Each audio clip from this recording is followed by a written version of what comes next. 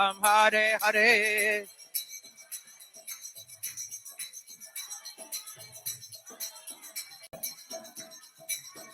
Hare Krishna, Krishna Krishna, Hare Hare, Hare Ram, Ram Ram, Hare Hare.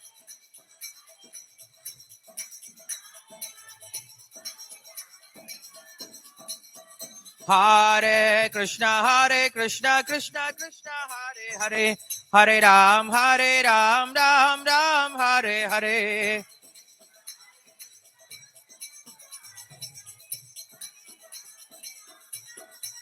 Hare Krishna, Krishna Krishna, Hare Hare, Hare Ram, Ram Ram, Hare Hare.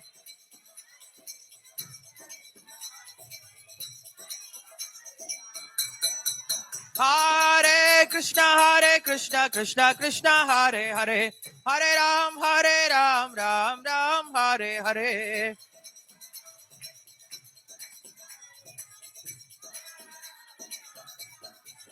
Hare Krishna, Krishna Hare Hare, Hare Ram, Ram Ram, Hare Hare.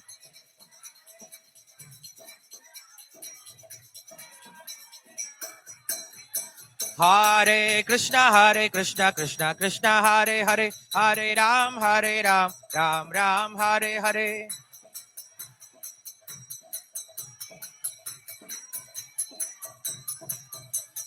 Hare Krishna, Krishna Hare Hare, Hare Ram, Ram Ram, Hare Hare.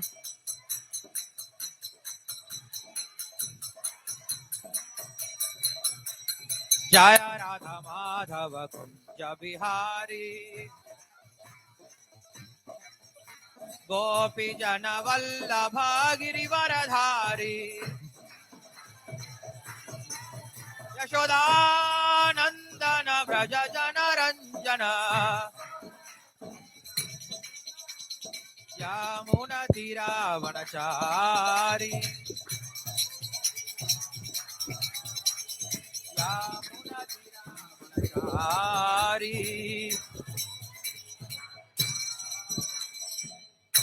ग्रंथराज Shrimad Bhagavatam की जय, शिल प्रभुपाद की जय।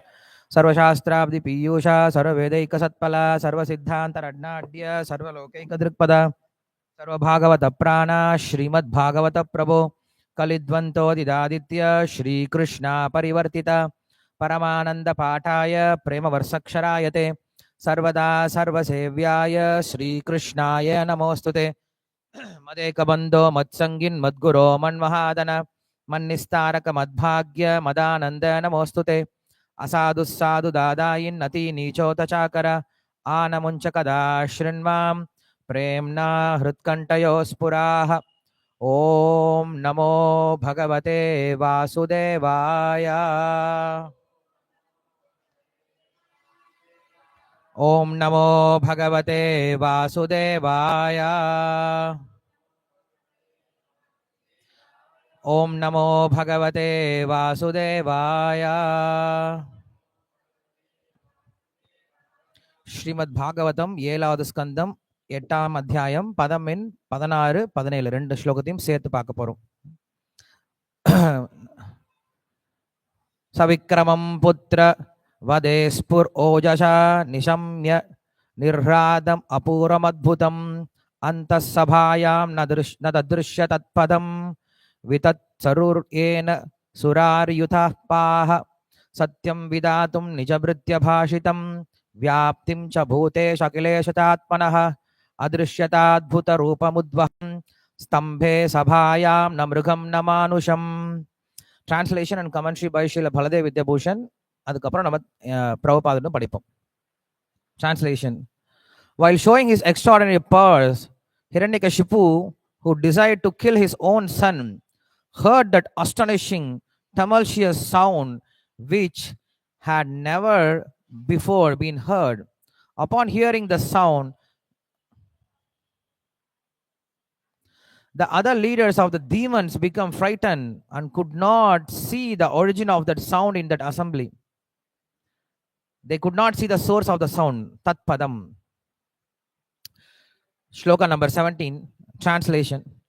To prove the words of his servant, that he is present in all the objects, to be true, the Lord showed an astonishing form which was neither animal nor human to the assembly. Commentary. Prahalada had said that the Lord was present in the pillar.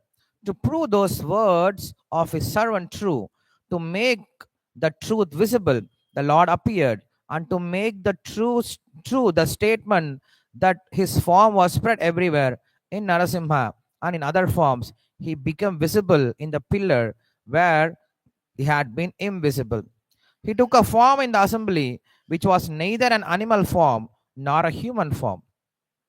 His servant Hiranyakashipu had prayed not to die from any created living beings, and also prayed not to die inside or outside, and not by man or beast.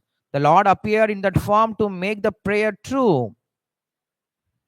He was not a being created by Brahma. He was not an animal, nor a human, nor was he situated within the assembly hall, nor outside the yard. Some people also say that he appeared in the form to prove the words of his servants like Narada to be true. The Lord says, Kaunteya, my devotee never perishes. Kaunteya pratijanihi namaya bhakta pranashyati. Narada said to Indra, you will not be able to kill this child. Hiranyakashipu said, perhaps I will die because of my hatred of Prahalada. When Hiranyakashipu made his request, Brahma had said, let it be.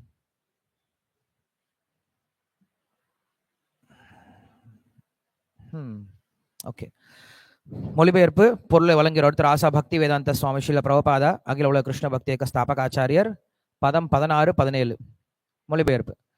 தனது அசாதாரணமான வீரத்தை காட்டி தன் சொந்த மகனையே கொல்ல விரும்பிய ஹிரண்யகசிபு இதுவரை தான் கேட்டிராத அதி அற்புதமான அந்த பயங்கரமான ஓசையை கேட்டான். அதை கேட்ட மற்ற அசுர தலைவர்களும் அச்சமடைந்தனர். ஆனால் அச்சபையில் உண்டான அவ்வோசையின் காரணத்தை அவர்களால் அறிய இயலவில்லை. பொருளுரை. பகவத்கீதையில் பகவான் ஸ்ரீ கிருஷ்ணர் பின்வருமாறு கூறுகிறார். ரசோஹமப்சு கௌந்தேய பிரபாஸ்மி சசுசூரியோ பிரணவ சர்வ வேதேஷு சப்தக்கே பௌருஷம் ரிஷு. குந்தியின் மகனை அர்ஜுனா, நானே நீரின் சுவையாகவும் சூரிய சந்திரர்களின் ஒளியாகவும் வேத மந்திரங்களில் ஓம் என்ற பிரணவமாகவும் ஆகாயத்தில் சப்தமாகவும் மனிதனின் திறமையாகவும் இருக்கின்றேன்.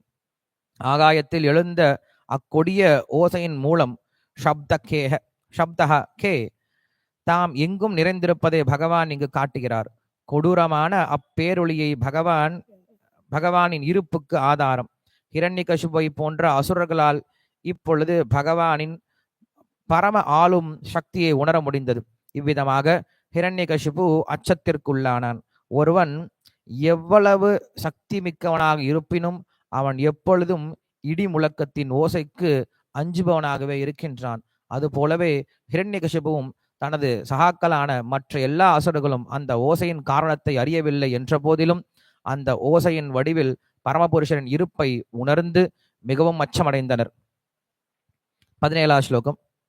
பரமபுருஷர் தனது சேவகரான பிரகலாத் மகாராஜின் கூற்றை உண்மை என்று நிரூபிப்பதற்காக, அதாவது பரமபுருஷர் எங்கும் நிறைந்திருக்கின்றார், சபை நடுவில் உள்ள தூணிலும் இருக்கின்றார் என்பதை நிரூபிப்பதற்காக இதற்கு முன் கண்டிராத அற்புதமான ஒரு ரூபத்தை காட்டி அருளினார்.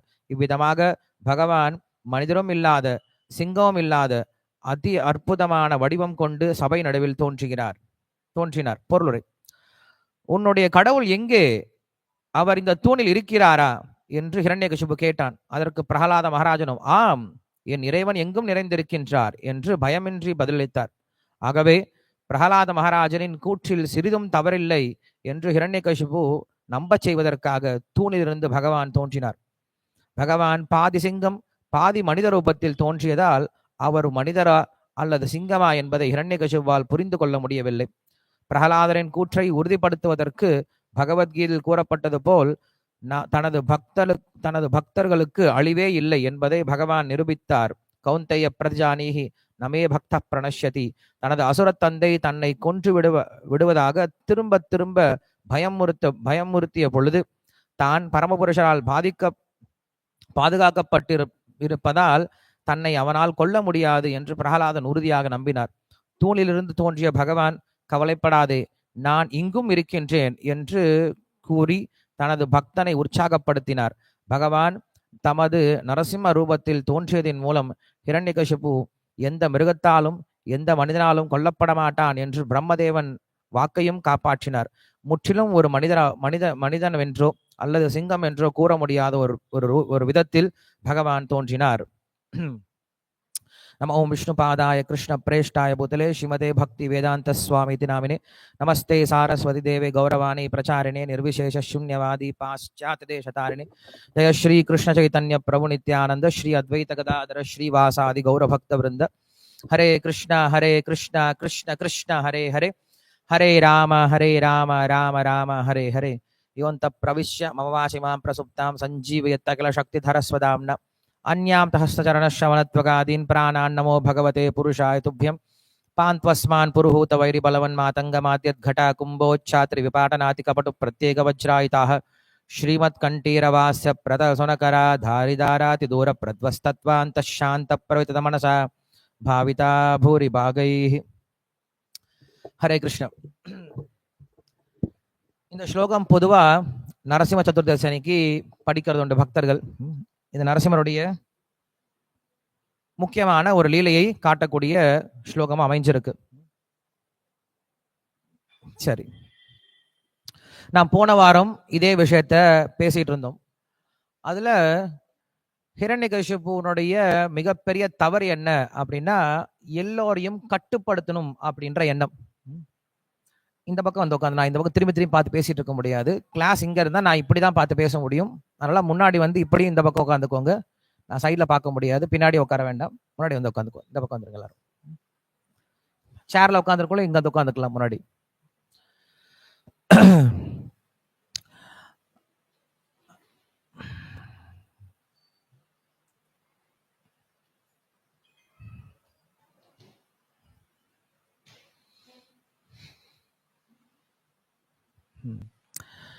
ஹிரண்யகசிபனுடைய மிகப்பெரிய ஒரு தவறாக இல்ல அவனுடைய ஒரு குற்றமா என்ன பார்த்தோம் அப்படின்னா, அவன் எல்லாரையும் கட்டுப்படுத்தணும் அப்படின்னு நினைச்சான். எல்லாரையும் கட்டுப்படுத்தணும் அப்படின்னு நினைக்கிறதுல தவறு ஒன்றும் கிடையாது. ஏன்னா அது ஈஸ்வர பாவத்தை, பகவானுடைய ஈஸ்வர பாவத்தை குறிக்கக்கூடியது. ஸோ அந்த ஈஸ்வர பாவம் ஆத்மாவுக்கும் கொஞ்சம் இருக்கலாம். ஆத்மாவுக்கும் கட்டுப்படுத்தணும் அப்படின்ற எண்ணம் இருக்கலாம். ஆனா ஆத்மா எதை கட்டுப்படுத்த முயற்சி பண்ணும் அப்படின்னா, மற்ற ஆத்மாக்களை கட்டுப்படுத்துறதுக்கு பதிலா தன்னுடைய இந்திரியங்களை, தன்னுடைய ஆசைகளை கட்டுப்படுத்தி பகவானுடைய சேவையில என்ன படுத்தலாம், தன்னுடைய ஆசையை கட்டுப்படுத்தலாமே தவிர மற்ற ஆத்மாக்களை கட்டுப்படுத்தக்கூடிய ரைட்ஸ் ஒரு ஆத்மாவுக்கு கிடையாது. இது புரியாம என்ன பண்றான் அப்படின்னா, ஹிரண்யகசிபு எல்லாத்தையும் கட்டுப்படுத்தினா நல்லாதான் இருந்துட்டு இருந்தான். இந்திரனையே கட்டுப்படுத்திட்டு இருந்தான், நல்லாதான் இருந்தான். ஆனா ஒரே ஒரு பையன் தான், 5 வயசு பையன். அவனை விட்டுருக்கலாம், சரிப்பா நீ வேலையை பாரு அப்படின்னு சொல்லி விட்டுருக்கலாம். ஆனா அவனே என்ன பண்றான், கட்டுப்படுத்தணும் முயற்சி பண்ணான், அழிஞ்சு போயிட்டான். நம்ம இதே விஷயத்த ராவணன் கிட்டே பார்க்க முடியும்.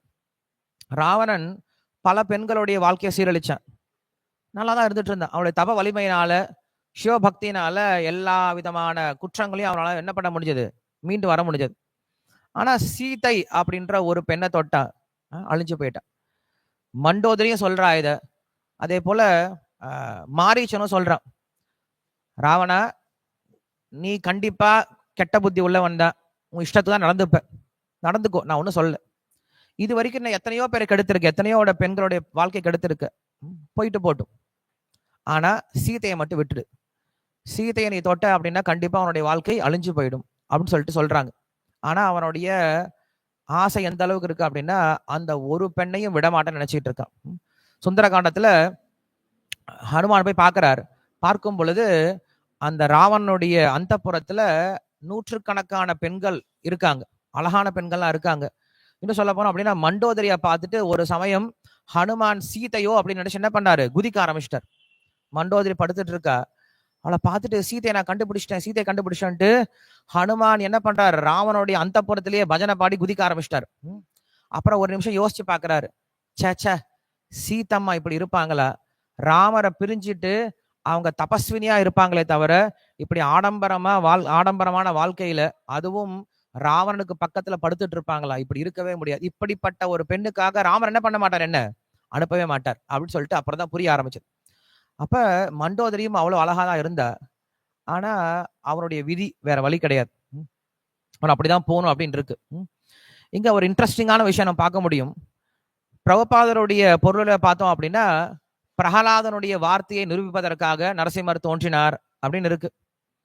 பலதேவ விஸ்வநாத் சக்கரவர்த்தி டாக்கருடைய பொருளுரையை பார்த்தோம் அப்படின்னா அதுல கொஞ்சம் வேற மாதிரி இருக்கு. அதுல கொஞ்சம் படிச்சு பார்த்தா உங்களுக்கு தெரியும். முதல் வரியில இருந்தே அவர் என்ன பண்றாரு அப்படின்னா, ரொம்ப அழகா நம்ம இந்த விஷயத்த பேசியிருக்கோம். ஆனா அந்த விஷயத்த என்ன பண்றாரு விஸ்வநாத் சக்கரவர்த்தி டாக்கூர் நிரூபிக்கிற மாதிரி சொல்றார்.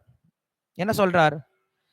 His servant Hiranyakashipu had prayed not to die from any created living beings and also prayed not to die inside or outside and not by man or beast.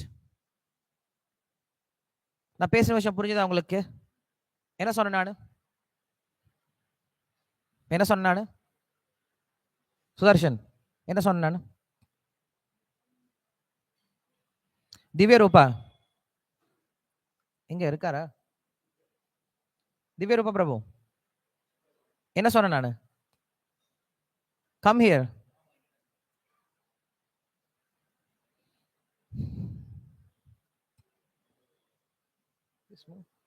எங்க பையனே தெரியலையே.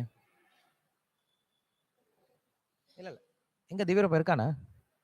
திவ்யரூபா பிரபு இந்த பக்கம் வாங்களேன். I want to hear what I just read. What I just read? Huh? Okay. Then sit. Okay, வேற யாராவது கவனிச்சிங்களா?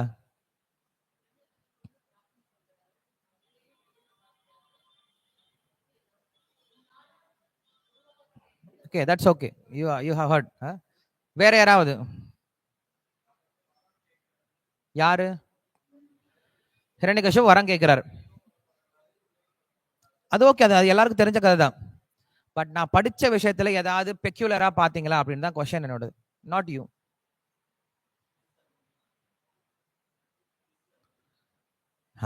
அதான் முக்கியமான விஷயம். இங்க விஸ்வநாத் சக்கரவர்த்தி டாக்கூர் என்ன தெரியுமா எழுதுறாரு? எழுதும் போதே எழுதுறாரு ஹிஸ் சர்வன்ட் ஹிரண்யகசிபு அப்படின்னு எழுதுறாரு. ஹிஸ் சர்வன்ட்னா யாருடைய சர்வன்ட்? பகவானுடைய சேவகன். யாரு? ஜெய விஜயர்ல ஒருத்தர் இல்லையா? கதையே மாறி போயிடுச்சு. இப்ப நாம நினைச்சிட்டு இருந்தோம் பிரம்மாவுடைய வரத்தினாலேயோ இல்ல பிரகலாதனுடைய பிரார்த்தனையினாலேயோ இல்ல நாரதருடைய வாக்குனாலேயோ நரசிம்மர் தோன்றினார் அப்படின்னு நினைச்சிட்டு இருக்கோம். ஆனா கதையே வேற. கதை என்ன சொல்றாரு? இவங்களுக்காக வரலையா நரசிம்மர்? யாருக்காக வந்தாரா? தன்னுடைய சேவகன் ஹிரண்யகசிபுக்காக வந்தாராம். இப்ப பகவான் எவ்வளவு தாட்ஃபுல்லா இருக்கான்னு யோசிச்சு பாருங்க. தாட்ஃபுல்லா புரியுது இல்ல? எவ்வளவு ரொம்ப கன்சர்ன்டா, எவ்வளவு ரொம்ப கேர்ஃபுல்லா இருக்கான்னு யோசிச்சு பாருங்க. நம்ம நினைச்சிட்டு இருக்கோம் பிரகலாதன் எப்ப பக்தனானா பகவானுக்கு 5 வருஷமா தெரியும். 5 வருஷம் பழக்கம். நாரதர் கொஞ்ச காலமா தெரியும். பிரம்மா தோன்றிய போது தெரியும். ஜெய விஜயர்கள் எப்ப இருந்தோ தெரியும் அவங்களுக்கு. அவங்க தானே மூத்த பக்தர்கள், சீனியர் டிவோட்டிஸ் இல்லையா? அதனால இங்க சொல்றாரு சத்தியம் விதாத்தும் நிஜபிருத்திய பாஷிதம் அப்படின்னு சொல்லி சொல்றார். நிஜபிருத்தியர்கள் அப்படின்னு சொல்லி சொல்றார். உண்மையான சேவகர்கள் அப்படின்னு சொல்லி சொல்றார். உண்மையான சேவகர்கள் ஏன் தெரியுமா சொல்றாரு? ஒரு உண்மையான சேவகன் எப்படி தெரியுமா இருக்கணும்? தன்னுடைய தலைவர் என்ன சொன்னாலும் செய்ய தயாரா இருக்கணும். அவங்க தான் உண்மையான சேவகர்கள். என்ன சொன்னார் தலைவர்? இங்க என்ன சொன்னார்? பகவான் விஷ்ணு என்ன தெரியுமா சொன்னாரு? எனக்கு சண்டை போடணும்னு ஆசையா இருக்குப்பா, நீ கொஞ்சம் கீழே போக முடியுமா? போக முடியும். சுவாமி, நான் உங்க கூட எப்படி சண்டை போடுறது? அப்ப நீ என்ன பண்ணு, ஆப்போசிட்டா மாறிடு, வில்லனா மாறிடு. அப்ப சண்டை போடலாம்ல. அப்ப சண்டை போடலாம். ஏன்னா ஜெய விஜயர்கள் பக்தர்களா அந்த சண்டை போட்டா எப்படி இருக்கும்?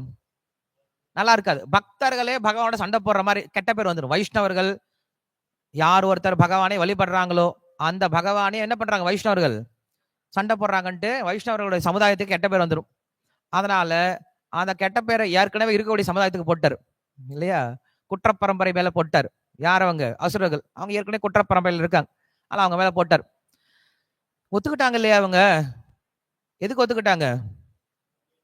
பகவானுக்கு ஆப்போசிட்டா நடக்கிறது ஒத்துக்கிட்டாங்களே, அதான் ரொம்ப கஷ்டம். உண்மையான சேவகன் என்ன பண்றாரு அப்படின்னா, நம்ம இதை புரிஞ்சுக்கலாம். இதை வந்து நம்ம கோபியர்களுடைய லீலையிலும் புரிஞ்சுக்கலாம். நாரதர் கேட்கிறார், யாரு உன்னுடைய உண்மையான பக்தன் அப்படின்னு கேட்கிறார், உன்னுடைய உண்மையான பக்தன். அப்ப கிருஷ்ணர் சொல்றாரு, நீயே டெஸ்ட் பண்ணிட்டு வாவே அப்படின்னு சொல்றார். எப்படி டெஸ்ட் பண்றது? Narasimha get out, Narasimha get out, కింద పోయి ఆడుకో, అందరు కింద వెళ్ళండి. நாரதர் வந்து கேட்கிறாரு. கேட்கும்போது பகவான் சொல்றாரு, நீயே டெஸ்ட் பண்ணி பாரு யார் தூய பக்தர் அப்படின்னு சொல்லிட்டு. எப்படி டெஸ்ட் பண்றது? ஒவ்வொரு பக்தர்கிட்டயா போயிட்டு கிருஷ்ணருக்கு தலைவலியா இருக்கு, அவருக்கு மருந்து கொடுங்கன்னு கேளு. என்ன மருந்து? பக்தனுடைய உன்னுடைய பாதத்தை தூசியை கூட நான் தலை வச்சுக்கிறேன், தலைவலி சரியா போயின்னு சொல்லு. இதை சொன்னா புரிஞ்சுக்கும் சொல்றார். அவர் பாண்டவர்கள் கிட்ட போறாரு, நிறைய ரிஷிகள் கிட்ட போறாரு, முனிவர்கள் கிட்ட போறாரு, யோகிகள் கிட்ட போறாரு, பக்தர்கள் கிட்ட எல்லார்கிட்டயும் போறாரு. எல்லாரும் ஐயோ என்னுடைய பாத தூசியை கொடுத்தா என்ன ஆயிடும், நான் நரகத்துக்குள்ள போயிடுவேன் அப்படின்னு சொல்லிட்டு பயப்படுறாங்க. அதுவே கோபியர்கிட்ட கேட்ட உடனே எல்லாரும் ஒவ்வொரு முடியல என்ன பண்றாங்க, ஒரு துணி எடுத்து முடிச்சு கொடுக்குறாங்களா, இந்த கொண்டு போய் கொடுங்கன்ட்டு. இல்ல ஒருத்தர் கால் போதும், இல்ல மறுபடியும் தலைவலி வச்சு வச்சுக்கோங்களேன், எக்ஸ்ட்ரா வச்சுக்கோன்னு சொல்லி முடிஞ்சு கொடுத்தாங்களாம். அப்ப நாரதருக்கு ஒன்றும் புரியல. ஏமா உங்க பாத தூசியை கொடுக்குறீங்களே, நீங்க நரகம் போக மாட்டீங்களா? நான் நரகம் போறது இருக்கட்டும் சுவாமி, பகவான் சந்தோஷமா இருப்பார்ல, அவருடைய கொஞ்சம் தலைவலியை போக்குறதுக்கு நீங்க பல காலம் நரகத்துல போகணுமா? இருக்கட்டுமே, பகவான் ஒரு க்ஷணம் சந்தோஷமா இருந்தா போதுமே. நாங்க என்ன பண்றோம் அதுக்காக? எத்தனை பிறகு நரகத்துல இருந்தாலும் நாங்க தயாரா இருக்கும், பகவானுடைய ஒரு க்ஷணம் சந்தோஷத்துக்கு போதும் அப்படின்னு நினைக்கிறேன், இன்பத்துக்கு போதும் நினைக்கிறேன். அப்பதான் நாரதருக்கு புரியுது, பக்தன் அப்படின்னா நானும் சந்தோஷமா இருக்கணும், பகவானும் சந்தோஷமா இருக்கணும். Give and take policy, win win policy இல்லையா? இப்படி இருக்கக்கூடாது. நான் துன்பப்படணும், பகவான் சந்தோஷமா இருக்கணும். சைத்தன்ய மகாபிரபு கடைசி ஸ்லோகத்துல சொல்றாருல்ல, 8வது ஸ்லோகத்துல சொல்றாரு, ஆஷ்லிஷ்யவா பாதரதாம் பினஷ்டுமாம் அதர்ஷனாத் மர்மஹதாம் கரோத்துவா யதா ததாவா விததாத்து லம்பட்டோ. லம்பட்டோன்ற வார்த்தையில ரொம்ப கடுமையான வார்த்தை யூஸ் பண்றார் பகவான் மேல. லம்பட்டோ அப்படின்னா கடுமையான வார்த்தை. ஆனா அவர் சொல்லிட்டார், நான் துன்பப்பட்டாலும் நீ எப்படி இருக்கணும், சந்தோஷமா இருக்கும், அது போதும் எனக்கு. இதுதான் அன்பனுடைய உயர்ந்த நிலை.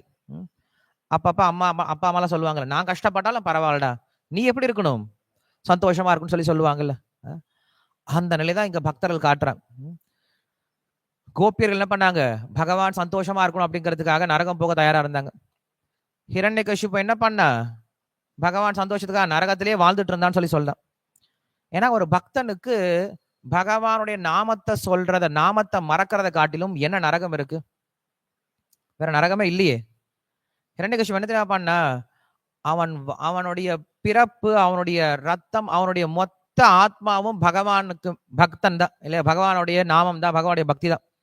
அதெல்லாத்தையும் ஒளிச்சு வச்சுக்கிட்டு, ஹே நான் தாண்டா அசுரன், வாடா என் முன்னாடி, என்னடா பண்ணலாம் அப்படின்னு சொல்லிட்டு சொல்லணும். எவ்வளவு தைரியம் வேணும்.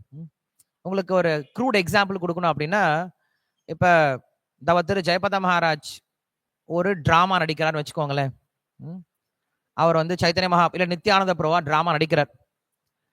அதுல இப்ப கனகோபால் பிரபுவும் ரஜவாசி பிரபுவும் ஜகாய மதாய நடிக்கணும். ஜகாய மதாய நடிக்கணும் அப்படின்னா என்ன பண்ணும், மகாராஜியே முதல்ல எதிர்த்து பேசணும், அப்புறம் திட்டணும், அப்புறம் ஓங்கி ஒரு பானையெல்லாம் அடிக்கணும். இது அவங்களுக்கு கேட்கறதுக்கு எப்படி இருக்கும், கேட்கறதுக்கு ரொம்ப சங்கடமா இருக்கும். நான் எப்படி குரு மகாராஜுக்கு அப்படி பண்றது? பட் மகாராஜ் சொல்றாரு, ஐ செய் அப்படின்னு சொல்றாரு. அப்ப என்ன பண்ணணும், நம்ம அதை தத்ரூபமா செஞ்சு காட்டணும், பயந்துட்டே செய்யக்கூடாது. பயந்துட்டே செஞ்சோம் அப்படின்னா அது அவங்களுக்கு சந்தோஷத்தை கொடுக்காது இல்லையா? அதுதான் உண்மையான சேவகர்களுக்கு அழகு இல்லையா? ஸோ அவருக்கு சந்தோஷம் கொடுக்குது அப்படின்னா நாம் எதுவாக வேணால் மாறுறதுக்கு தயார். ஹிரண்யகசிபு அதான் பண்ணார். ஹிரண்யகசிபு பகவானுக்கு எதிரியா மாறினார். என்ன காரணம்? ஒரே ஒரு காரணம் தான், பகவான் சொல்லிட்டார், அவ்வளவுதான். ஸோ உண்மையான சேவகன் எப்படி தெரியுமா இருக்கணும், பகவான் சொல்லிட்டார் இல்ல குரு சொல்லிட்டார் அப்படின்னா அது வெளியில இருந்து பார்க்கும் பொழுது தர்மம் இல்லாம கூட தோணலாம், வெளியிலிருந்து பார்க்கும்போது நியாயம் இல்லாம கூட தோணலாம். எதுக்கு? இந்த உலகத்தை பொறுத்த வரைக்கும் அது நியாயம் இல்லாத போல தோணலாம், ஆனா செஞ்சிடணும். ஏன்னா ஆன்மீகம் பௌதிகம் ரெண்டும் ஒத்து போகாது. நீங்க ஆன்மீகத்துல இருக்கணும் அப்படின்னா பௌதிகத்துல ஏமாத்தி தான் ஆகணும். நீங்க பௌதிகத்துல இருக்கணும்னா ஆன்மீகத்தை ஏமாத்தி தான் ஆகணும். அதான் பண்ணிட்டு இருக்கோம் நம்ம, இல்லையா? நம்ம என்ன பண்றோம்? பௌதிகத்தில் இருக்கும்போது தினமும் பகவானை ஏமாத்திட்டு தான் இருக்கும். தினமும் பகவான் டிமி கொடுத்து தான் இருக்கும், இல்லையா? இன்னைக்கு சரணாகதி பண்ணிடுறேன், நாளைக்கு சரணாகதி பண்ணிடுறேன், இன்னைக்கு நான் விட்டு கொடுத்துறேன், நாளைக்கு விட்டு கொடுத்துறேன். என்ன பண்றோம்? கொஞ்சம் கொஞ்சமா பகவானை ஏமாத்திட்டு பௌதிக வாழ்க்கை நம்ம தொடர்ந்து பண்ணிட்டு தான் இருக்கும். இது பௌதிக வாழ்க்கை. பகவானை ஏமாத்தாது, ஆன்மீகத்தை ஏமாத்த எல்லாத்தையும். அதுவே ஆன்மீக வாழ்க்கை என்னது? அப்படியே ஆப்போசிட் தான். பௌதிகத்தை ஏமாத்தணும், வேற ஒன்றும் கிடையாது. நீங்க பௌதிகத்திலையும் நல்லவனா இருந்துகிட்டு ஆன்மீகத்தில் நல்லவனா இருக்கிற சாத்தியம் கிடையாது. நீங்க ஆன்மீகத்துக்கு போனாவே பௌதிகத்துக்கு உங்களுக்கு கெட்ட பேர் கண்டிப்பா வந்தே தீரும். உங்களுக்கு கெட்ட பேர் வரல, குடும்பத்துல உங்களுக்கு இன்னும் கெட்ட பேர் வரல, உங்களை எல்லாரும் இன்னும் அப்படியே தான் வச்சு பாத்துக்கிறாங்களா, நீங்க என்ன வரவே இல்லை, இன்னும் ஆன்மீகத்துக்கு வரவே இல்லை அப்படின்னு அர்த்தம். நீங்க உண்மையாலுமே ஆன்மீகத்தில் இருக்கீங்க அப்படின்னா அதற்கு முதல் ப்ரூஃப் என்ன அப்படின்னா, உங்களை நிறைய பேருக்கு பிடிக்காம போகும். உங்க குடும்பத்துல உங்க சொந்தக்காரங்களுக்கு பிடிக்காம போகும். அப்படி பிடிக்காம போச்சுன்னா நீங்க கரெக்டான பாதையில இருக்கீங்க அப்படின்னு அர்த்தம். நம்ம பரம்பரை அப்படிதான், பிரகலாதன்ல இருந்து ஆரம்பிச்சு நம்ம பரம்பரை அப்படிதான் கண்டினியூ ஆகுது. இல்ல எங்களுக்கு இன்னும் ஃப்ரெண்ட்ஸ் எல்லாம் அப்படியே தான் இருக்காங்க, எங்க ஸ்கூல் ஃப்ரெண்ட்ஸ் அப்படியே தான் இருக்காங்க, காலேஜ் ஃப்ரெண்ட்ஸ் அப்படியே தான் இருக்காங்க, சொந்தக்காரங்களும் அப்படியே தான் இருக்காங்க அப்படின்னு நினைச்சோம்னா நம்ம இன்னும் என்ன ஆகவே இல்லை, பக்தன் ஆகவே இல்லை அப்படின்னு அர்த்தம். அப்ப இதை வந்து எங்க பார்க்கலாம் அப்படின்னா, முதல் காண்டத்துல அக்ரூரர், இல்லையா? அக்ரூரர் என்ன பண்ணுவார் அப்படின்னா, திருதராஷ்டிர மகாராஜனோட பர்சனல் செக்ரட்டரியா இருப்பார். ஒரு கட்டத்துல திருதராஷ்டிர மகாராஜனும் தன்னுடைய மனைவி காந்தாரி என்ன பண்ணுவாங்க, விட்டுட்டு போயிடுவாங்க, காட்டிற்கு போயிடுவாங்க, கிளம்பி போயிடுவாங்க. போகும்போது அக்ரூரர் வந்து அழுகுவார், ரொம்ப அழுவார். நான் உங்களுக்கு இத்தனை பிறவிகளா என்ன பண்ணிருக்கேன், இத்தனை வருடங்களா சேவை பண்ணிருக்கேன், உண்மையா சேவை பண்ணிருக்கேன், என்கிட்ட சொல்லாமையே போயிட்டீங்களே, என்கிட்ட சொல்லாமையே போயிட்டீங்களே, இது இந்த உங்களுக்கு நன்றி கூட கிடையாதா, இந்த விசுவாசம் கூட கிடையாதா, இப்படி நீங்க என்கிட்ட சொல்லாம ஏமாத்திட்டு போலாமா அப்படின்னு சொல்லி கேட்பாங்க. அப்பதான் பிரபுபாதர் எழுதுவாரு, நாம் ஆன்மீகத்துல முன்னேறணும் அப்படின்னா பௌதிகத்துல நாம் என்ன பண்ணி ஆகணும், ஏமாற்றிதான் ஆகணும். இப்ப திவ்ய ரூபா வந்து இங்க கோயில சேவை பண்ணும் அப்படின்னா அவங்க அம்மாவுக்கு டாட்டா பாய் பாய் சொல்லிட்டு வந்துதான் ஆகணும், இல்லையா? அவங்க அம்மாவுக்கு வீட்லயும் சேவை பண்ணிக்கிட்டு கோயிலையும் சேவை பண்றது அப்படிங்கிறது சாத்தியம் இல்லாத விஷயம். ஸோ நாம் என்ன பண்றோம்னா அட்ஜஸ்ட்மெண்ட் பண்ணிட்டு இருக்கோம். இங்க எப்ப முழுமையா கிருஷ்ணருக்கு நாம் சரணாகதி பண்ற வரைக்கும் குடும்பத்தோட அட்ஜஸ்ட் பண்ணிட்டு இருக்கோம், வியாபாரத்தோட அட்ஜஸ்ட் பண்ணிட்டு இருக்கோம், உலகத்தோட அட்ஜஸ்ட் பண்ணிட்டு இருக்கோம்.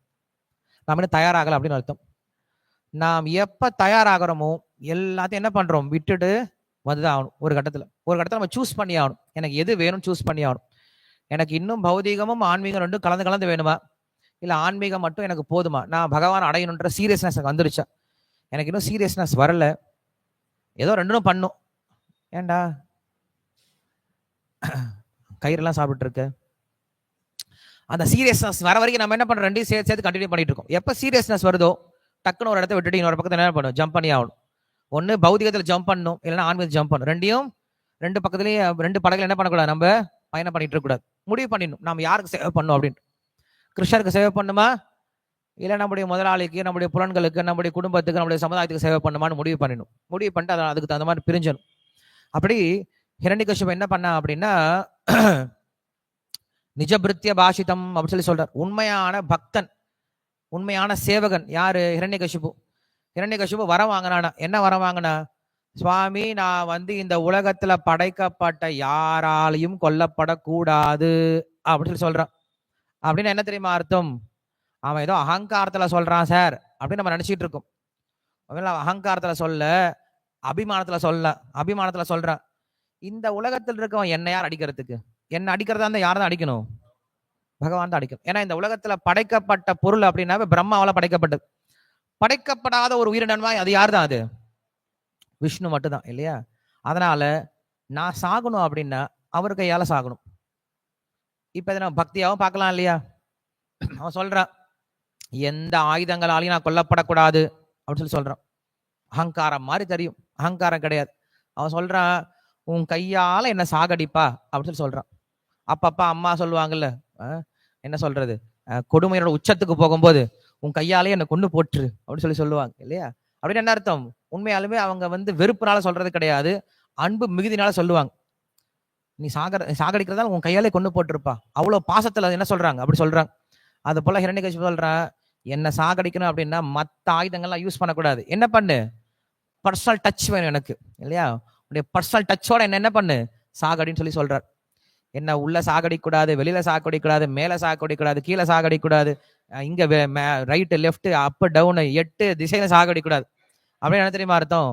மடியில போட்டு சாகடி இல்லையா? அதுவும் மறுபடியும் பர்சனல் டச் தான் கேட்கிறார். நான் என்ன அனாதையா அங்கங்க சாவறதுக்கு? நான் சாகிறதா இருந்தா எங்க சாகணும்? உன் மடியில உயிரை விடணும். இதையும் அடிக்கடி சொல்லுவாங்கல்ல, நான் சாகிறதா இருந்தா உன் மடியில தான்ப்பா உயிர் போகும். கேள்விப்பட்டிருக்கீங்களா? இதெல்லாம் சினிமா டயலாக் அடிக்கடி கேள்விப்பட்டிருப்பீங்க. அப்பா அம்மாலாம் சொல்லி கேள்விப்பட்டிருக்கு. வயசானவங்க சொல்லுவாங்க, நான் சாகிறதா இருந்தா உன் மடியில சாவேன் அப்படின்னு சொல்லி சொல்லுவாங்க. இந்த டைலாக்லாம் அங்க இருந்தா வருது. ஹிரண்யகசிபு டைலாக், வேற ஒன்றும் கிடையாது. அவன் அன்புனால சொல்லியிருக்கான். நம்ம இதை புரிஞ்சுக்கணும், ஹிரண்யகசிபுடைய மனசை புரிஞ்சுக்கணும். டிராமாவுக்கு பார்த்தா ஹிரண்யகசிபு யாரு தான்? வில்லன் தான். ஆனா உண்மையில ஹார்ட்ல அவன் யாரு? பெரிய பக்தன்.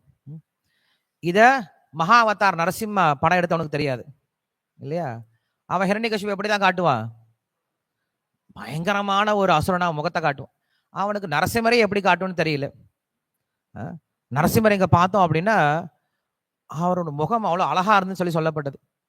ஆனா அந்த மகாவதார் படத்தை பார்த்தா, நரசிம்மரை பார்த்தா நமக்கே பயம் வருது. இல்ல கோரமா இருக்கு, விகாரமா இருக்கு. கோரம் சொல்லி சொல்றது விகாரமா இருக்கு. சிங்கம் மாதிரி இருக்கு, முகம் சரியில்லை. நரசிம்மர் ஜிம்னாஸ்டிக்லாம் பண்றாரு. திடீர்னு தலையில் நிக்கிறாரா? நான் பார்க்கல, பட் சொல்லி கேள்விப்பட்டேன். ஒத்தவரில் நிக்கிறாரா? ஸோ நரசிம்மரை காமெடி பீஸ் ஆக்கிட்டாங்க. Something is better then nothing சொல்லி சொல்லுவாங்க இல்லையா? அது இந்த வார்த்தை இங்க யூஸ் பண்ணலாம். ஹிரண்யகசிபு பத்தி ஒண்ணுமே தெரியாத மக்களுக்கு சமுதாயத்துல, அதுக்கு நரசிம்மரை பத்தி ஏதோ ஒரு படம் ஓடுது இல்ல, something is better then nothing அப்படின்னு சொல்லி சொல்லுவாங்க. அதுக்கு இன்னொரு வார்த்தை இருக்கு, nothing is better then nonsense அப்படின்னு சொல்லி சொல்லுவாங்க. நத்திங் இஸ் பெட்டர் தென் நான்சென்ஸ்னா என்னது? நீ அபத்தமான விஷயத்தை காட்டுறதுக்கு பதிலாக காட்டாமே இருந்திருக்கலாம். அப்ப என்ன ஆகுது அப்படின்னா, நரசிம்மர், ஹிரண்யகசிபு, பிரகலாதன் இவங்க மேல இருக்கக்கூடிய அந்த உயர்ந்த மதிப்பும் கூட போயிடும் இருக்கக்கூடிய மக்களுக்கு.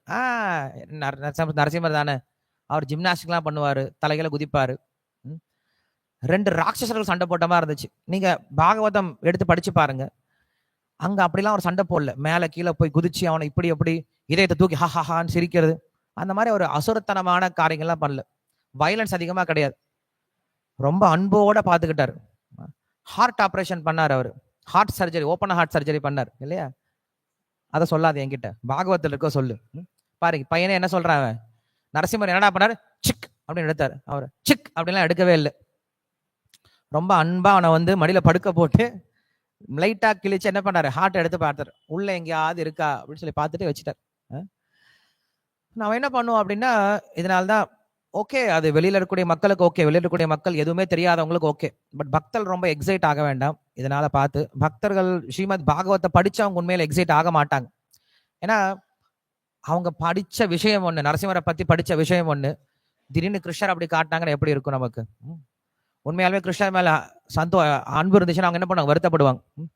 கிருஷ்ணரே விடுங்களேன், இப்ப பாரதியார் இருக்காரு, இல்ல வந்து தேவர் இருக்காரு, இங்க அவர் முத்துராமலிங்க தேவர் இருக்காரு, அவரை பத்தி படம் எடுக்கிறேன்னு சொல்லி படம் எடுக்கிறான். திடீர்னு தேவருக்கு ஒரு டூயட் சாங்கை போட்டு விட்டு தேவர் வந்து டூயட் ஆடுற மாதிரி இல்ல குத்துப்பாட்டுக்கு டான்ஸ் பண்ற மாதிரி போடலாம். போட்டா என்ன ஆகும், உடனே சமுதாயமே கொழுந்து என்ன சொல்றது, விகுண்டு எழுந்துரும் இல்லையா? அது எப்படா நீ எப்படி காட்டலாம்? அப்படிலாம் கிடையவே கிடையாது எங்காலு அப்படின்னு உடனே எந்திரிச்சிருவாங்க. உடனே கோவம் வரும் அவங்களுக்கு. சரி, தேவரை பத்தி பல புகழ பரப்புறாங்க அப்படி நினைக்க மாட்டாங்க அவங்க. ஏன் தேவரை தப்பா பிரசன்ட் பண்றாங்கன்னு நினைப்பாங்க. ஸோ இங்க நான் பார்க்க முடியும், நரசிம்மரையும் பார்க்க முடியுது, ஹிரண்யகசிபுடைய இதயத்தையும் பார்க்க முடியுது. ஹிரண்யகசிபு வெளியில பார்க்கறதுக்கு அசுரனா தோன்றினாலும் அவன் இதயத்தில் எப்படி இருந்தா, எப்படி இருந்தா? உண்மையான பக்தனா இருந்தான். ஹிரண்யகசிபுக்கு எல்லாத்தையும் ஜெய் சொல்லிடுவீங்களா உடனே? நம்ம ஜெய் சொல்லக்கூடாது. பக்தனா இருந்தா, ஆனா அவன் பேர் தப்பா வச்சிருக்கான் இல்லையா? பேர் தப்பான பேர், ஜெய் சொல்லக்கூடாது. பிரபுபாதர் இப்படிதான் பண்ணார். அவர் என்ன பண்ணாருன்னா, சிஷ்யர்கள்லாம் கூட்டிட்டு போனார், வாக்கிங் கூட்டிட்டு போனார். கூட்டிட்டு போகும்போது ஒரு இடத்துல காட்டிட்டு இருந்தார். ஒரு பெரிய பில்டிங் காட்டார். This building one day it should be use for Krishna service. எல்லாரும் ஜெய் பிரபுபாத் அப்படின்னாங்க. கொஞ்சம் நடந்து போறார், ஒரு பெரிய கார், ரொம்ப அழகான ஒரு காரை காட்டுறார். This car one day it should be use for Krishna service, Jai Prabhupad அப்படின்றாங்க. இன்னும் கொஞ்சம் நடந்து போறார், இன்னொரு இடத்துல பெரிய சர்ச்சோ ஏதோ ஒரு பெரிய இடத்த பாக்குறார். this church has to be used for Krishna service. Jai Prabhat அப்படின்னாங்க. கொஞ்சம் நடந்து போறாங்க. ஒரு நாய், ஒரு பெரிய நாயை தூக்கிட்டு போறான் ஒருத்தன். One day this dog has to be used for Krishna service. Jai Prabhat அப்படின்னா நான்சென்ஸ் அப்படின்னாரு. யோசிச்சு சொல்ல மாட்டீங்களா? எப்ப பார்த்தாலும் எல்லாத்துக்கும் ஜெய் ஜெய் சொல்லிட்டே இருப்பீங்களா? நாய் எப்படி கிருஷ்ணோட சேவையில உபயோகப்படுத்துவீங்க நீங்க? நாயை கொண்டு ஆல்டர்ல கொண்டு போய் பூஜையா பண்ண வைக்க முடியும்? பசுமாடை கூட கொண்டு போக முடியும், நாயை கொண்டு போக முடியாது. அதனால சொல்லுவார், அவர் யோசிச்சு பதில் சொல்லுங்க அப்படின்னு சொல்லுவார். எனிவே, ஹிரண்யகசிபுவோட பேர் தான் அங்க ப்ராப்ளமா இருக்கு. அவன் ஜெய விஜயனா இருந்த பேர் வச்சிருந்தா அவன் என்ன பண்ணிருக்கலாம்? ஜெய் சொல்லிருக்கலாம். ஏன்னா பகவான் தான், அதே கிருஷ்ணர் தான். பட் கிருஷ்ணரா வரும்போது நம்ம என்ன பண்றோம்? அவர் ஏத்துக்கிறோம். அதே பகவான் புத்தரா வரும்போது ஏத்துக்கிறது கிடையாது. ஏன்னா அவருடைய பேரு வேற, அவருடைய நடவடிக்கை வேறையா இருந்துச்சு. ஆளு ஒருத்தர் தான், நடவடிக்கை சரியில்லையா சார்? இல்லையா? அந்த மாதிரி கிருஷ்ணர் தான், ஆனா பேரு சரியில்லை, நடவடிக்கை சரியில்லைன்னா புத்தரை ஏத்துக்கிறது கிடையாது. புத்தரை வச்சு யாரும் வழிபடுறது கிடையாது. அதே போலதான் ஹிரண்யகசிபு நல்ல ஆளு தான், ஆள் நல்லவர் தான். பட் இப்ப கொஞ்சம் வேற மாறி இருக்காரு இல்லையா? கூடி சீக்கிரத்துல அவர் மாறிடுவார் அப்படின்னா அவர் மாறிதான் இருக்கார். பட் நாடகத்துக்காக என்ன பண்றாரு? அப்படி இருக்கார். நாடகத்தை பார்த்து நம்ம என்ன பண்ணுவோம் அப்படின்னா, கதையை புரிஞ்சுக்கணுமே தவிர அங்க இருக்கக்கூடிய கேரக்டர் என்ன பண்ணக்கூடாது? நம்ம கேரக்டர் நம்ம வெறுக்கக்கூடாது. பிரகலாதன் என்னைக்காவது தவம் பண்ணானா? நான் நரசிம்மரை பார்க்கணும் தவம் பண்ணானா? இல்ல பகவான் இந்த ரூபத்துல வரும் தவம் பண்ணானா? பண்ணவே இல்லை. தவம் பண்ணதெல்லாம் யாரு தான்? ஹிரண்யகசிபு. அதனால நம்மளுக்கு நரசிம்மருடைய ரூபம் கிடைச்சிருக்கு அப்படின்னா அதற்கு மிக முக்கியமான காரணமே யாரு தான்? ஹிரண்யகசிபுடைய தவம் தான், வேற ஒன்றும் கிடையாது. அப்பா, நல்ல செய்தியை எங்க காதுல சொன்னீங்க சார். பாலை வாத்திங்க எங்க வயிற்றுல. அப்ப நாங்கெல்லாம் இனிமேல் எப்படி இருக்கலாம்? ஹிரண்யகசிபு போல இருக்கலாம் அப்படின்னு நினைக்காதீங்க தயவு செஞ்சு. நீங்க ஹிரண்யகசிபு போல எப்ப தெரியுமா இருக்கலாம்?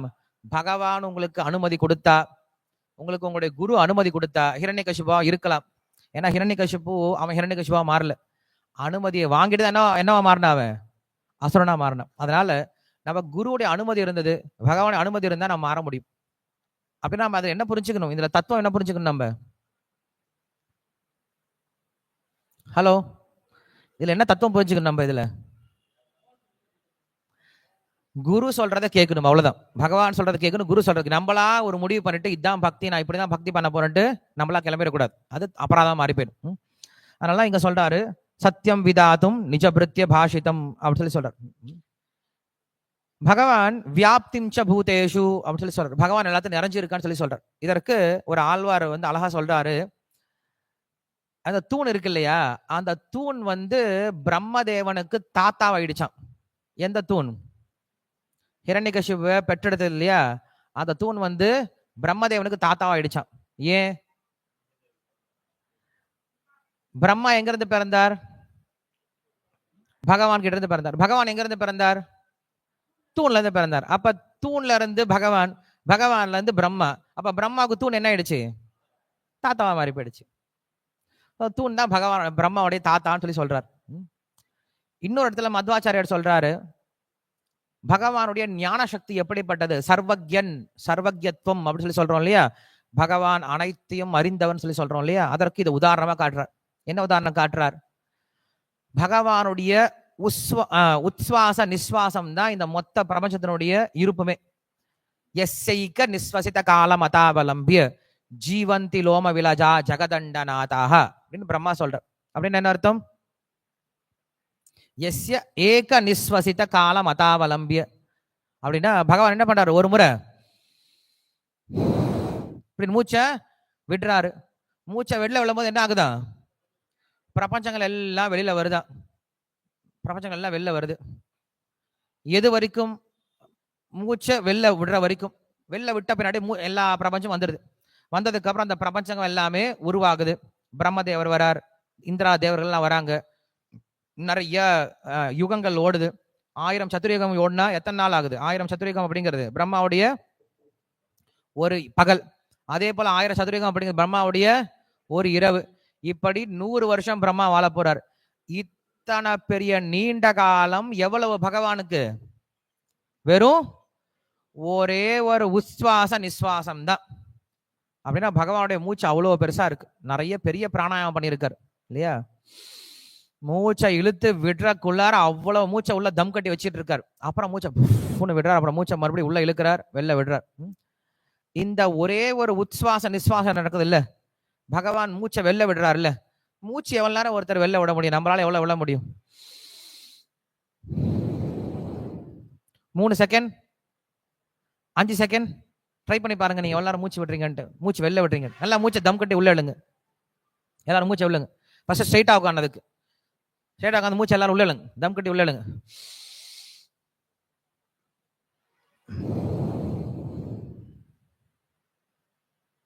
5 செகண்ட், 5 செகண்ட், 5 செகண்ட் ரொம்ப அதிகம். அதுக்கு மேல மூச்சு விட்டீங்கன்னா மூச்சு வெளில போயிடும். மூச்சு மறுபடியும் உள்ள போகாது இல்லையா? சோ 5 செகண்ட் மூச்சு விடுறோம். ஆனா பகவான் எப்படி தெரியுமா மூச்சை விடுறாரு? மொத்த பிரபஞ்சமும் வெளில வருது. அந்த அளவுக்கு பெரிய மூச்சு வெளில விடுறாரு. அந்த விடக்கூடிய சமயத்துல வெறும் பிரபஞ்சம் மட்டும் வெளில வரலையா? பகவான் என்ன பண்ணிட்டாரு? இந்த மொத்த பிரபஞ்சத்தினுடைய படைப்பு என்ன பண்ணிட்டார்? அந்த மூச்சிலேயே நிர்ணயம் பண்ணிட்டார். இந்த சமயத்துல, இந்த யுகத்துல, இந்த இடத்துல, இந்த ஜென்மத்துல, இந்த உயிர்வாளி இதைத்தான் இப்படித்தான் செய்வான் அப்படிங்கிற விஷயத்த என்ன பண்றாரு? அப்பயே அவருக்கு தெரியுமா? தெரியும். இதுதான் சர்வஜ்யத்துவம் அப்படின்னா. நாம நினைச்சிட்டு இருக்கோம் நாம் ஒரு காரியம் பண்ணிட்டோம் அதுக்கப்புறம் பகவான் கண்டுபிடிச்சிட்டார் அப்படின்னு நினைக்கக்கூடாது. சர்வஜ்யத்துவம் அப்படின்னா நான் ஒரு தப்பு பண்ணிட்டேன், தப்பான பண்ணிட்டு பகவான் வந்து சிசிடிவி கேமரா வச்சுட்டு ஏய் கண்டுபிடிச்சிட்டேன் உன்ன, டேய் நான் பாத்தியா கண்டுபிடிச்சிட்டேன், பகவானே உனக்கு எல்லாம் தெரியும் பகவானே கண்டுபிடிச்சிட்டேன் நீ பரவாயில்ல. அதுக்கு பேர் சர்வஜ்யத்துவம் கிடையாது. நாம் செய்யறதுக்கு முன்னாடியே பகவானுக்கு தெரியணும் இல்லையா? அதான் சர்வஜ்யத்துவம் அப்படின்னு சொல்றோம். பகவான் என்ன பண்ணாரு அப்படின்னா இந்த பிரபஞ்சத்தினுடைய ஆரம்பத்திலேயே நான் ஹிரண்யகசிபனுடைய இந்த தூண்ல இருந்தா வெளியில வர போறேன் அப்படின்ற டீடைல் வரைக்கும் அவருக்கு தெரியுமா? அவர் எப்பயோ ஏதோ சதுரகத்துல தோன்றினார், சத்தியுகத்துல ஏதோ ஒரு வீட்டுல இருந்து ஏதோ ஒரு இடத்துல வாழ்ந்துட்டு இருந்தார், ஏதோ ஒரு தூண்ல இருந்து வெளில வர போறார்.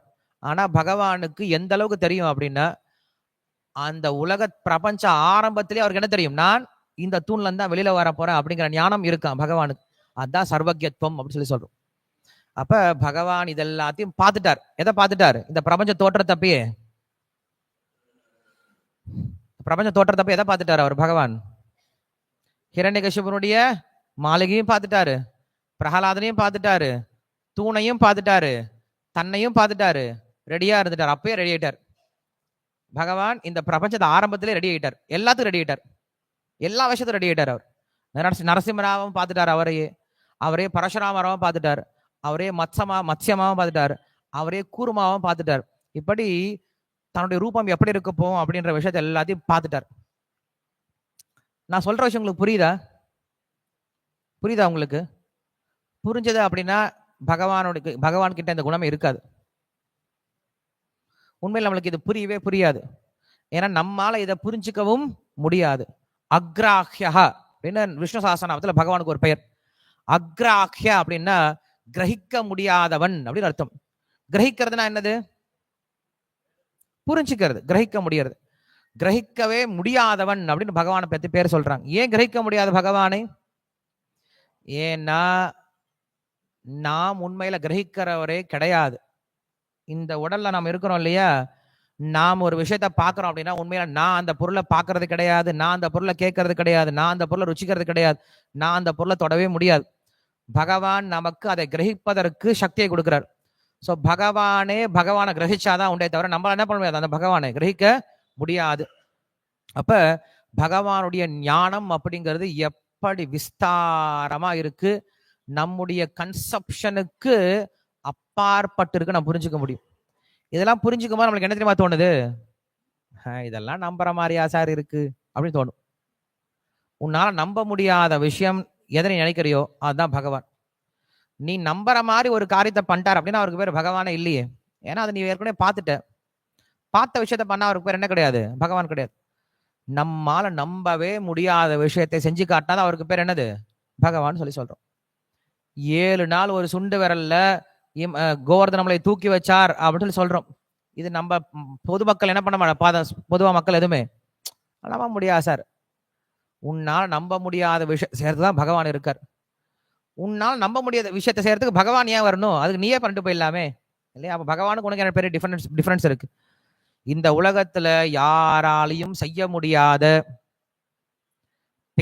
பேசவே இல்லாத, கற்பனையே பண்ண முடியாத விஷயத்தை செஞ்சாதான் அவருக்கு பேர் என்னது? பகவான். எதோ வாச்சோ நிவர்த்தந்தே அப்பிராப்பிய மனசா சக. உபனிஷத் சொல்லுது, எதோ வாச்சோ நிவர்த்தந்தே அப்பிராப்பிய. அப்பிராப்பியன்னா அவனை அடையவே முடியாதான். எது அடைய முடியாது? வாச்சக மனசா சக அப்படின்னு சொல்ற. பகவானே நம்முடைய வார்த்தையினால என்ன பண்ண முடியாது? வார்த்தையில அடைய முடியாதுன்னு என்ன அர்த்தம்? அவரை வர்ணிச்சு முடிக்க முடியாதுன்னு அர்த்தம். பகவான் இப்படிப்பட்டவர் தான் என்ன பண்ண முடியாது நம்மளால வார்த்தையினால வர்ணிக்கவே முடியாது. யாரு சொல்லிடுச்சு இது? உபனிஷத்தே சொல்லிடுது. வேதம் என்ன பண்ணது? நான் பகவானை வர்ணிக்க ஆரம்பிக்கிறேன் அப்படின்னு புறப்பட்டதான். வர்ணிக்க ஆரம்பிச்சது வர்ணிக்க ஆரம்பிச்சது வர்ணிக்க ஆரம்பிச்சது வர்ணிக்க ஆரம்பிச்சது வர்ணிக்க ஆரம்பிச்சது. வார்த்தைகள் தீர்ந்து போயிடுச்சு. எது தீரவே இல்லை? பகவானுடைய குணங்கள் தீரவே இல்லையா. அதனால வார்த்தைகள் திரும்பி வந்துருச்சான். வேத வார்த்தைகள்லாம். வேத புருஷன் திரும்பி வந்துட்டான. என்னால பகவானை வர்ணிக்கவே முடியாதுன்னு வேத புருஷன் திரும்பி வந்துட்டான. அப்புறம் ஒண்ணு கிளம்பிச்சு. சரி, வார்த்தைகள் தான் வர்ணிக்க முடியல, மனசுன்னு ஒண்ணு இருக்கு. நம்மளால வார்த்தைகளால வர்ணிக்க முடியாத விஷயத்த கூட என்ன பண்ணலாம்? மனசனால கற்பனை பண்ணிக்கலாம். மனசுல என்ன வேணா கற்பனை பண்ணிக்கலாம்ல. இப்ப நம்ம மனசுல கூட கற்பனை எல்லாம் எழுதணும் அப்படின்னா நம்மளுக்கு வார்த்தையே பத்தாது. அவ்வளவு நம்ம கற்பனை பண்ணி வச்சிடலாம் நம்மளை பத்தியே. அப்படி இருக்கும்போது பகவான் என்ன பண்றாரு அப்படின்னா, பகவானை பத்தி மனசனால நான் என்ன பண்ண போறேன்? கற்பனை பண்ணி தெரிஞ்சுக்க போறேன்னு சொல்லிட்டு மனசு கிளம்பிச்சான்.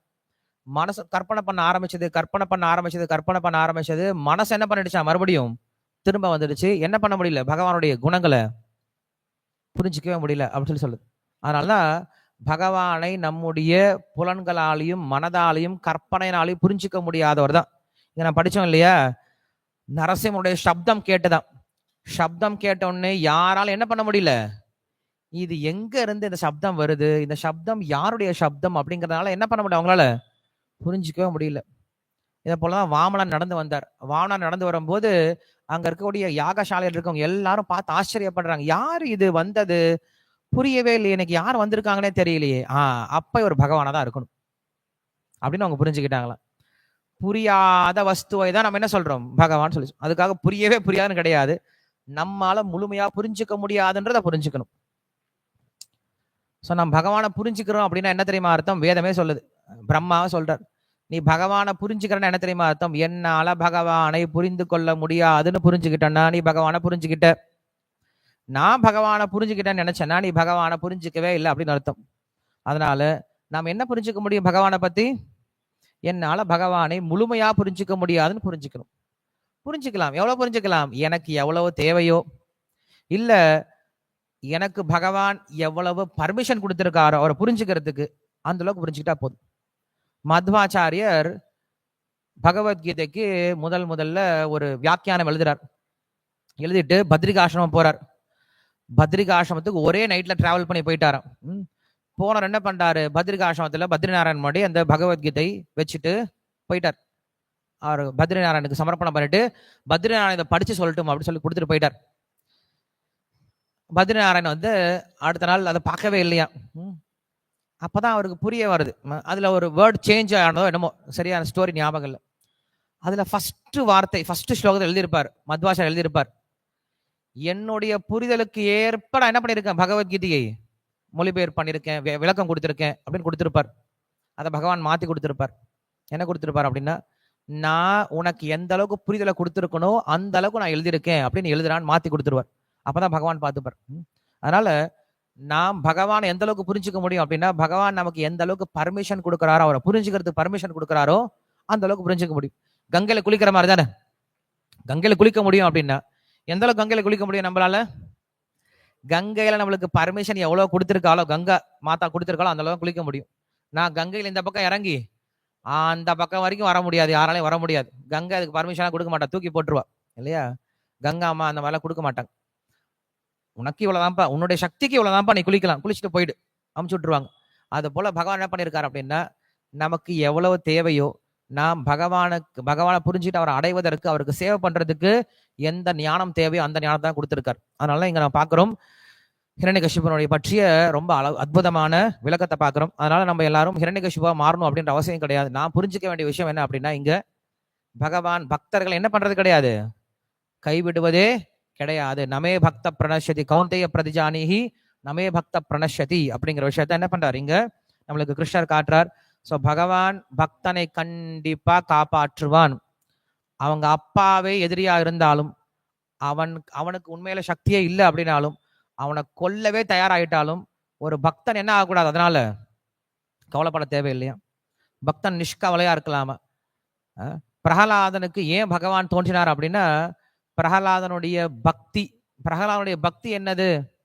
பிரகலாதனுக்கு அப்படி என்ன பக்தி இருந்தது அப்படின்னா, திட விசுவாசம் இருந்தது. என்ன திட விசுவாசம் இருந்தது? பகவான் நம்மளை காப்பாத்துவான திட விசுவாசமா? அது இல்லையே. பகவான் அப்படி காப்பாத்துவார்னா என்ன பண்ணிருக்கலாம்? பிரகலாதன் எப்பயோ என்ன காப்பாத்துன்னு ப்ரே பண்ணிருக்கலாம். ப்ரே பண்ணவே இல்லையே. பிரகலாதனுக்கு இருந்த திட விசுவாசம் என்னது? திட நம்பிக்கை என்னது? பிரகலாதனுக்கு இந்த திட நம்பிக்கை என்னது?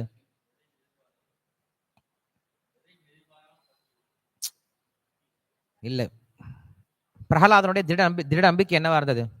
எதை நம்பினா திடமா? பகவான் ஒருத்தர் இருக்காரு. எல்லாரும் நம்புறோம், நம்ம எல்லாரும் நம்புறோம். நமக்கா நரசிம்ம வரும் இல்லையே?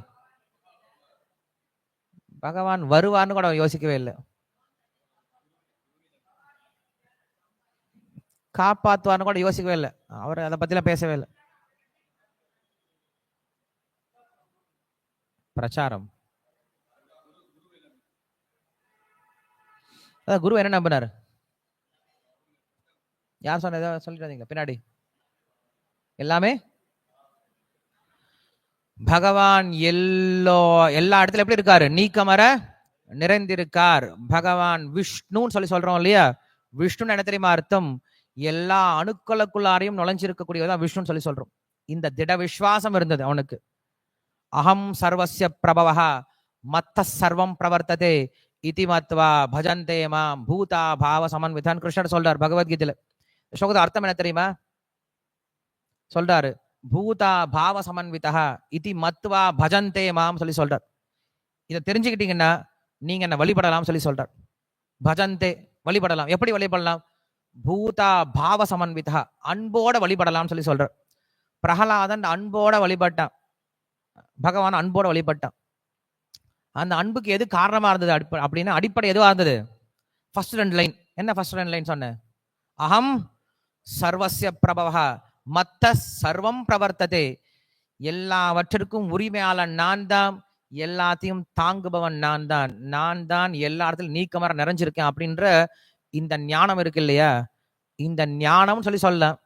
இந்த ஞானம் முதிரிய நிலையில நம்ம என்ன சொல்றோம்? அதை திட விசுவாசம் சொல்லலாம். திட விசுவாசம் அப்படின்னா அவனுக்கு கவலையே கிடையாது. எங்க அப்பா என்ன கொன்னாலும் பரவாயில்ல, எங்க அப்பா என்ன பாராட்டினாலும் பரவாயில்ல, எனக்கு அதனால என்ன கிடையாது? எந்த விதமான பாதிப்பும் கிடையாது. என்னைக்காவது அவன் யோசிச்சிருப்பானா எங்க அப்பா கொன்னுடுவாரேன்னு பயப்பட்டிருப்பானா? பயப்படவே இல்லை. ஏன்னா அவனுக்கு இறப்பும் ஒண்ணுதான், பிறப்பும் ஒண்ணுதான் இல்லையா? அவனுக்கு வெற்றியும் ஒண்ணுதான், தோல்வியும் ஒண்ணுதான். அவனுக்கு புகழ்ச்சியும் ஒண்ணுதான், இகழ்ச்சியும் ஒண்ணுதான். அவனுக்கு லாபமும் ஒண்ணுதான், நஷ்டமும் ஒண்ணுதான். சுகமும் ஒண்ணுதான், துக்கம் ஒண்ணுதான். ஏன்னா அவன் எப்படிதான் இருக்கான்? ஏற்கனவே பிரகலாதனுடைய பேர்லயே நமக்கு இருக்கு. அவன் எப்படி இருக்கான்? ஏற்கனவே ஆனந்தமா தான் இருக்கான். பிரகலாத அப்படின்னு சொல்றோம். ஹலாத அப்படின்னாவே ஆனந்தம். எப்படிப்பட்ட ஆனந்தோட இருக்கானா? பிரஹ்லாத பிரகிருஷ்ட ரூபேன ஆஹ்லாதா பிரஹ்லாதா. பிரகிருஷ்ட ரூபேன அப்படின்னா பூர்ணதயா, பிரகிருஷ்ட அப்படின்னா முழுமையாக. 1% துன்பம்னு கூட கிடையாது பிரகலாதனுக்கு. மனசு கொஞ்சம் கஷ்டப்பட்டு, ஐயோ இப்படி நடக்குதே, இன்னைக்கு நடந்து போகும்போது காலில் முள்ளு குத்திடுச்சே அப்படின்னு கூட நினைக்க மாட்டான. அதுல கூட அவனுக்கு என்ன கிடையாது? துன்பம் கிடையாது. ஒரு சின்ன இமி அளவு கூட அவனுக்கு என்ன கிடையாது? துன்பமே கிடையாது. அவனுடைய முழு வாழ்க்கை எப்படி நிரம்பி இருந்தது? வெறுமனே ஆனந்தமா நிரம்பி இருந்தது. அதனாலதான் அவனுக்கு இந்த உலகத்தினுடைய இன்ப துன்பங்களோ, லாப நஷ்டங்களோ, மான அபமானங்களோ, சுக துக்கங்களோ அவனை பாதிக்கவே கிடையாது. அவன் ஏற்கனவே எப்படிதான் இருக்கான்? ரொம்ப ஆனந்தத்துல மிதந்துட்டு இருக்கான் இல்லையா? உன்னதமான ஆனந்தத்தில் இருக்கவங்களுக்கு இந்த உலக ஆனந்தம் அப்படிங்கிறது பெருசா எடுபடாது.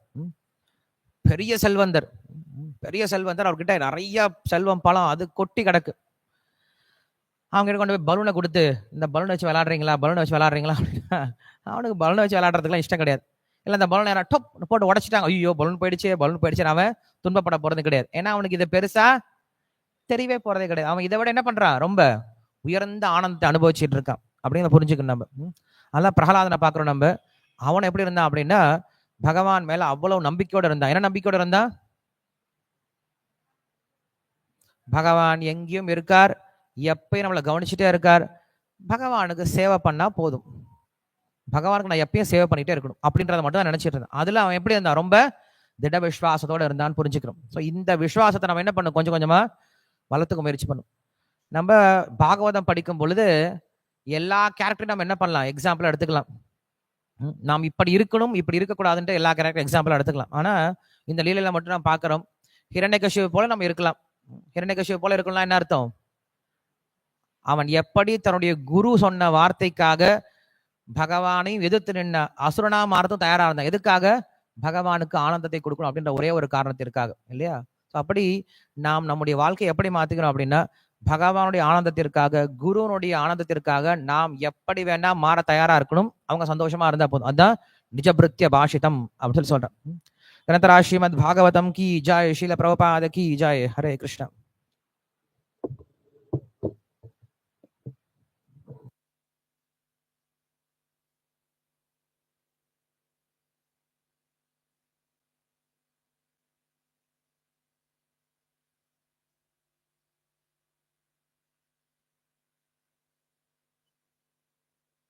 ஹரே கிருஷ்ணா.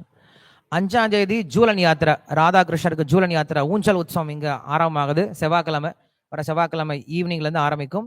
அதுக்கப்புறம் வர ஞாயிற்றுக்கிழமை, சனிக்கிழமை தானே, சனிக்கிழமை ஞாயிற்றுக்கிழமையா, சனிக்கிழமை, வர சனிக்கிழமை பலராம் பூர்ணிமை, பலராமுடைய தோன்றிய நாள். உங்களுக்கு ப்ரோக்ராம் ஷெடியூல்னா குரூப்ல வரும் உங்களுக்கு.